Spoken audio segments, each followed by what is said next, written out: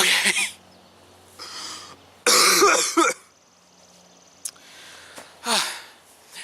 Okay, so I was trying to do a bit where it was Sam Neill running around like I'm looking at dinosaurs in Jurassic Park. But it's way too hot out here.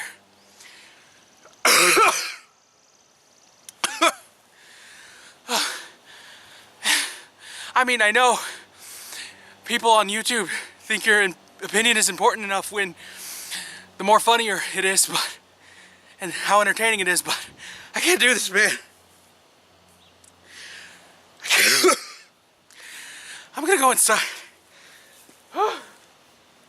In 1990, author Michael Crichton, who sometimes writes characters so unlikable that it makes Mark Millar jealous,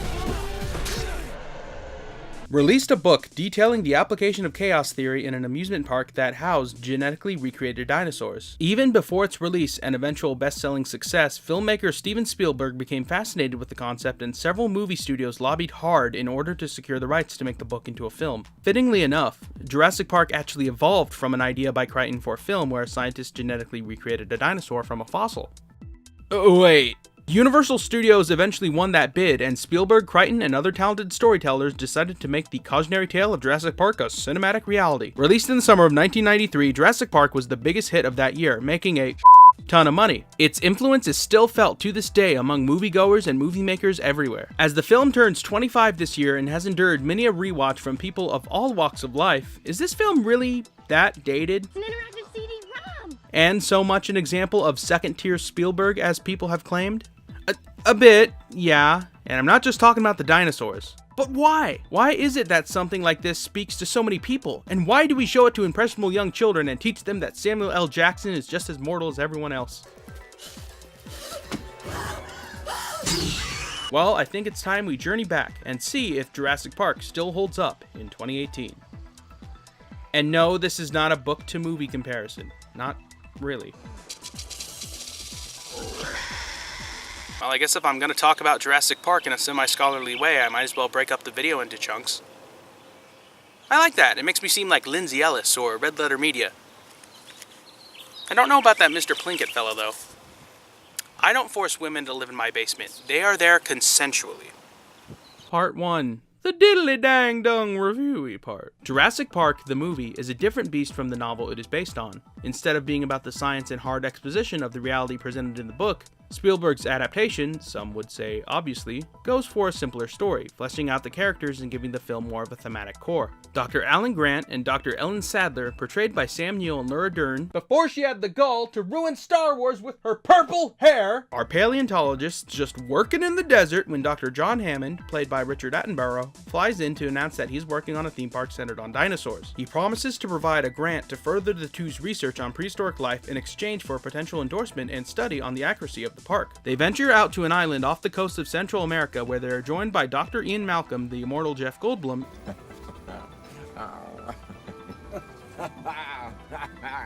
and Dr. Hammond's grandchildren to embark on a tour where, holy hell, real-life dinosaurs are walking, talking, and breathing. Someone reenact the Flintstones opening. Are we gonna yabba dabba do this or not? The group continues to work their way along the park until a tropical storm hits the island. In addition to an issue of corporate sabotage by one Dennis Neardry, Wayne Knight corrupts the still in development infrastructure of the park. Can everyone escape the park alive? I don't know, should we challenge the means of resurrecting long extinct dinosaurs? Yeah, but your scientists were so preoccupied with whether or not they could, they didn't stop to think if they should. Jurassic Park is a totally fine movie. The actors are good, the setting and the dinosaurs are wonderfully realized in live action, and it has a fully fleshed out idea with an understanding of real world and philosophical implications. It's enticing, it's exciting, it's engaging, Laura Dern is in the cutest outfit ever, what more could you want? Jurassic Park succeeds as a summer blockbuster and a product of earnest cinematic entertainment. While briefly comparing it to the book, the things it decides to change, I venture, totally work better within the medium of film. Spielberg's adaptation doesn't really venture deep into the hard science and exposition of how they cloned the dinosaurs as much, or how the whole thing eventually breaks down. Hard exposition and below surface level language is really suited way better to the flow of a novel or a readable text than that of a cinematic work. Prose writing supports complex ideas and intricate concepts wonderfully, while the strengths of more visually engaged mediums like theater and film lie on a more approachable, easier emotional appeal. Regardless of what you think of Jurassic Park as an adaptation, it was the perfect time to make a film like this.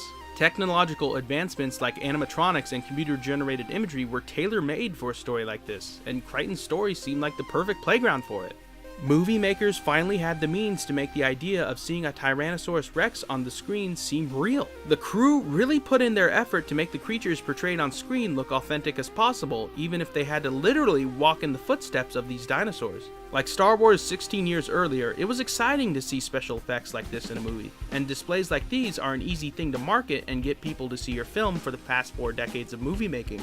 It's almost like a magic act. So, here we have a movie made well into the age of the summer blockbuster, where movies have well established themselves as one of the most significant forms of art and communication at the time. It was a monster hit, a bestseller on home video, and is currently something we continue to show our kids and our families. When you actually stop and think about it, Jurassic Park also still remains one of the biggest and longest lasting entertainment brands to only be centered on historically accurate depictions of dinosaurs when compared to anything else at this time.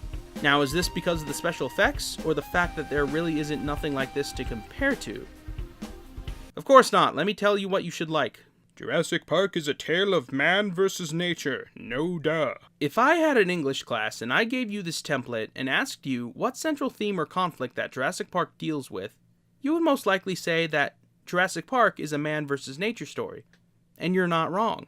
Jurassic Park has been scholarly distinguished as a story that deals with man's, or humanity's, influence towards and relationship with nature. That's the big sweeping theme here. Dr. Hammond runs a company that has developed the means of resurrecting prehistoric life and decides to use this technology to open a theme park to share and sell his fascination of dinosaurs. Everyone tells him that this development has opened a door previously unthinkable to the history of the Earth, and that he is hastily using it and even exploiting it without a sliver of comprehension about its large ramifications. Upon asking for more opinions of individuals just as qualified as he is, he continues to press forward with this idea until something goes wrong and the whole thing spirals out of control. Stories like this have pretty much existed since pretty much when we decided to start telling stories. Even as civilizations have grown and our influence upon the planet has become more potentially dangerous, it still comes up in stories before and since Jurassic Park. And the film is filled with these moments that help bring the point home. In the second half of the film, where Alan Grant is with Dr. Hammond's grandchildren, he serves as a safari guide of sorts, reinforcing the idea that these aren't monsters out of fantasy or myth, but are actually nearly one-to-one clones of actual animals that came about on the Earth millions of years ago. Don't the monsters come over here? Not monsters, Lex. They're just animals, and these are herbivores. Even though the dinosaurs seen in the film are indeed portrayed as animals, they are not quite like any critters we are familiar with today. Yeah, so bad. What do you want? What do you want? You want food? Look at me. I just fell down a hill. I'm soaking wet. I don't have any food. A scene with Dennis Nedry just before his death has him trying to ward off a... Let me check. Oh, Dilophosaurus. by throwing a stick, a game of fetch. The creature does not understand the gesture and looks back at Nedry, with Nedry remarking, And no wonder you're extinct. When you talk about Dr. Hammond, he seems to treat the dinosaurs as pets in a way, mentioning that he wants to be present for the births of all the dinosaurs. Why didn't you tell me? I insist on being here when they're born. He's also shown sort of cooing at the new velociraptors as they are born. Very good. Push. Push. Aw, who's gonna kill me and eat my face? Yes you are, yes you are. This is also evident in how they feed the animals as well. They cannot be fed by traditional means. They either have a desire to hunt their own prey or find it and eat it on their own. T-Rex doesn't want to be fed, he wants to hunt. I feel like there is some commentary on how we perceive dinosaurs versus the actual analysis of how they lived and behaved, sort of like a pop culture myth against the true story. Behind the scales, if you will. Take a look at the indoor or visitor parts of the park. The mural in the cafe section of the building evokes a stereotypical portrayal of how we like to think dinosaurs lived. It's a very approachable landscape, a setting perfect for eating, of course. Not humans, just food, cakes, sandwiches, that sort of thing. Yo! Yo, holy sh**, he dead! The T-Rex sequence, while being a great moment of terror in itself, is a great portrayal of the typical dinosaur. It's just looking for anything to eat and just causes so much damage to the human-made objects by its movements alone. Talking about John Williams' score, while the film does have some music that is extraordinary, I can't recall a track that plays during most of the action scenes. I like that. I like that there isn't really any music playing during the T-Rex sequence. It's just an intimate time with the kids in the car. Hold on. It's just a very highlighted moment of the human characters trying to deal with the T-Rex. Michael Crichton envisioned the character of Dr. Hammond in the book as a twisted dark side of Walt Disney. Okay? This is a character depiction that Spielberg shares as well. The film also seems to make jabs at the theme park industry, specifically that of Walt Disney's Disneyland and Walt Disney World, or rather, the process of what is coined as Disneyfication. In layman's terms, to Disneyfy or Disneyficate something is to make it more friendly, more simpler, perhaps especially for families with young children. We can see that in Jurassic Park's allusions to places like Disneyland with automated attractions and animated mascots like Mr. DNA, a literal strand of DNA that explains the process of how the dinosaurs are produced at the park in a friendly southern accent, who I swear to God sounds exactly like an uncle I have. That is scary and I'm not kidding. It's that long. I feel like this jab at Disney is less overt in Spielberg's film, and I can't imagine why. Universal entertainment. Universal excitement. But it is there to explain how the biggest influencers of the world would immediately exploit this new scientific discovery if they gotten their hands on it. You stood on the shoulders of geniuses to accomplish something as fast as you could, and before you even knew what you had, you patented it and packaged it and slapped it on a plastic lunchbox, and now you're selling it. And while I'm on the subject, I guess, does anybody get a classism or cultural clashing vibe in the portrayal of the Central American peoples in this film? Am I reaching for this subtext, or what? Dr. Hammond, ineptitude and control. Dr. Hammond is easily one of the most interesting characters in this cast of interesting characters. Being the businessman who is behind most of the planning at the park, he seems to be caught up in the wonder of being able to clone these dinosaurs that he doesn't really consider the implications of what he's doing. He severely underestimates these creatures, in addition to the park's sufficiency and even some of its employees. You know anybody who can network 8 connection machines and debug 2 million lines of code for what I bid for this job? Why would you trust him with that? Dr. Hammond talks about the lavish production value of the attractions, proclaiming that he spared no expense. But it appears like he didn't spend enough time in the park's conceptual or practical stage. In the first half of Jurassic Park, you can see that he didn't account for aesthetic aspects of the park when compared to the dinosaurs' well-being. Prehistoric plants are littered throughout the park and are mentioned to be poisonous to the dinosaurs and even mammals like the humans who visit and work there, but are set out anyway because they look good. In the lore of this work, it's kind of worrisome because Dr. Hammond is mentioned to have a background in paleobotany, the science of ancient plants and flowers. Some might argue that this childlike fascination and bewilderment might be more dangerous when compared to a person that might want to use this technology for more evil ends. His character arc really cultivates in the scene where he's near the gift shop eating the melted ice cream. He mentions his childhood where he was impoverished and brought amusement and enjoyment to his friends and family by mastering a flea circus. This place, I wanted to show them something that wasn't an illusion. Something that was real. Something that they could see and touch. An inn not devoid of merit. There are themes that consistently show up in the media produced by mankind, and one of the most prevalent, I feel, is the sense of control and how we don't have it. Self-control, yes, but not control over the other individuals in an environment, or the environment itself. When we have control again. You've never had control. That's the illusion. The scene where Hammond loses his cool at the very fact that there's a tropical storm coming to interrupt the first tour of his new theme park signifies this, one of the very few in the film. It just goes to show that life and the universe as we know it doesn't seem to care about your actions or intentions, and that it will go about its own business. Life, finds a way. Some might argue it's actively trying to kill you. Hammond seems to be oblivious to this, even though when he talks to Dennis Neardry about his financial problems, he states, I don't blame people for their mistakes, but I do ask that they pay for them. reinforcing and denouncing human social systems. I have already talked in length about the hostile behavior of the dinosaurs and the film's conflict of man versus nature, but with all this talk about the negative-minded aspects of the story, is there anything positive to talk about? Is there a silver lining? Downer movies are usually the ones that don't make big summer hits. A big part of Steven Spielberg's films is that of the theme of togetherness, specifically the story of an absent father or a general father-child dynamic. Sometimes it's clear, it's subtle, it's the movie, it's a scene, or sometimes it's not even on the table at all. Jurassic Park might be the one most people think of alongside E.T., Close Encounters of the Third Kind, or even Indiana Jones and the Last Crusade. Shoot, Junior. In Jurassic Park, Alan Grant reveals early on that he and Dr. Sadler are in the middle of deciding to have children or not. Dr. Sadler's on board, Dr. Grant, not so much. The issue is revisited and further complicated when Dr. Hammond's grandchildren, Alex and Tim, join the tour on the island while their parents settle the terms for their divorce, off-screen. When the T-Rex attacks, Alan Grant steps up to the plate and decides to defend them from the dinosaur and care for them after the attack, serving as teacher and caretaker in what is essentially a Jurassic landscape brought to their present. Parental instincts, tingling! Alan Grant becomes a surrogate father figure in a time where they could all use each other.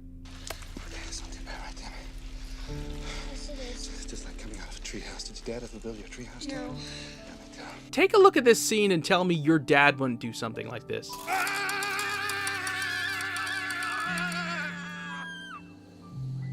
I know mine would. That's not funny. That was great.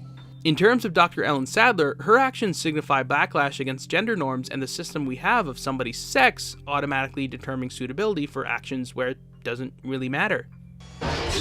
Jurassic Park's stance on gender is the most explicit in this scene. Why? Well, and you're, Look, Come on, let's go. we can discuss sexism and survival situations when I get back. Yeah, I can totally picture Richard Attenborough going all Rambo on those dinos. In the case of Us versus the world doesn't care what's in between your legs, and most certainly the velociraptors of this sequence sure don't. They don't even care about your skin color, apparently. Also, I want everyone to take a long look at Jeff Goldblum's character of Ian Malcolm in this scene. Oh, yeah. Okay, you're all done. Make sure you tidy up. Does anybody notice that Jeff Goldblum's character doesn't really do much in the film besides being the voice of reason? That's chaos theory. Yeah, he wards off the T-Rex, but... Dr. Malcolm seems to be here to provide a perspective on the situation that doesn't stem from a background regarding prehistoric life on Earth like Hammond, Grant, or Sadler.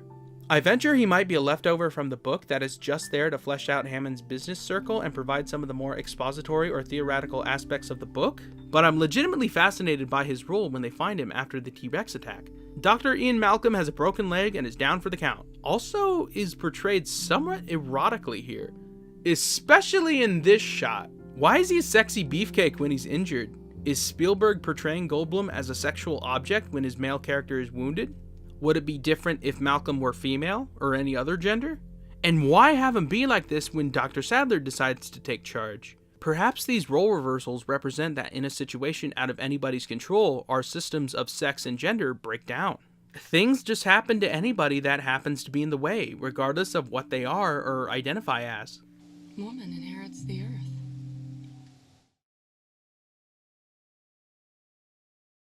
Star Wars, E.T., Close Encounters, things like that. I consider this movie to be an event. And like any great event, people are camped out to be part of it. Some people now seeing the movie already have tickets to see it again. So when I get out of this one, I'm going to get in the line and just stay. Wait all night in line again? Yeah. Tim, can you tell me what they are? All the fanatics are in line. They are the film buffs, for whom no effort is too great. But you can't think through this one, John. You have to feel it. After all of this, I think I've finally figured out the definitive appeal of the first Jurassic Park film. The film has this mantra of togetherness and the needing to change and adapt. Many of the characters that do go out alone end up dying because they don't consider the ramifications of doing it solo. Even before the carnage, the whole Jurassic Park experiment falls apart when other influencers start to impact the park and how it could affect the rest of humanity. The people that come to the park are swooned by the sight of flesh and blood dinosaurs, but most of them slowly come to the realization that this is ultimately a bad idea. I was overwhelmed by the power of this place. I made a mistake too. I didn't have enough respect for that power, and it's out now. It really isn't until Dr. Hammond realizes that his friends and family members are in serious danger that he decides to abandon the prospect completely and be on the same page as everybody else. This is the second part where Hammond loses his cool, by the way.